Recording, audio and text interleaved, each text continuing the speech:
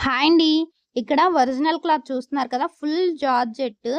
So, మనం కొంచెం అలవాటుంటే పర్వాలేదు గానీ, కొత్తగా టైలరింగ్ నేర్చుకుంటున్న వాళ్ళు మాత్రం ఇటువంటి క్లాత్స్‌తోని అస్సలు ఎక్స్‌పెరిమెంట్స్ చేయకండి. ఎందుకంటే, కటింగ్ చేయడం, కుట్టడం 2 కొంచెం కష్టంగా, ఇబ్బందికరంగానే ఉంటాయి.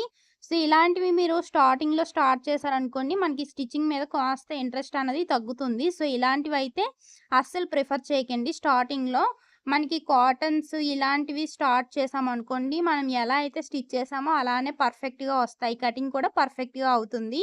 బట్ ఇలాంటి జార్జెట్ మెటీరియల్స్ గనక మీరు తీసుకున్నారనుకోండి, అస్సలు స్టిచ్చింగ్ అయితే చేయలేరు. ఇలాంటివి కటింగ్ చేయాలన్నా, లేదంటే స్టిచ్చింగ్ చేయాలన్నా మనకి మెయిన్‌గా చాలా ఓపికుండాలి. అప్పుడే వీలు పడుతుంది. సో, ఒక్కటికి 2 సార్లు ట్రై చేయాలి. అండ్ అలానే మనకి ఎక్కువ ఇంట్రెస్ట్ ఉందనుకోండి, వాళ్ళు కూడా ఏదో ఒక రకంగా కటింగు, స్టిచ్చింగు చేసేస్తారు. మెయిన్‌గా ఏంటంటే కొత్తగా స్టార్ట్ చేసిన వాళ్ళు ఇలాంటి క్లాత్స్ మీద అస్సలు ట్రై చేయకండి. వీడియో నచ్చితే ఒక లైక్ చేయండి. అలాగే మరిన్ని ఇలాంటి వీడియోస్ కోసం మన ఛానెల్‌ని సబ్స్క్రైబ్ చేసి ఫాలో అవ్వడం మాత్రం అస్సలు మర్చిపోకండి. Thank you for watching. By by.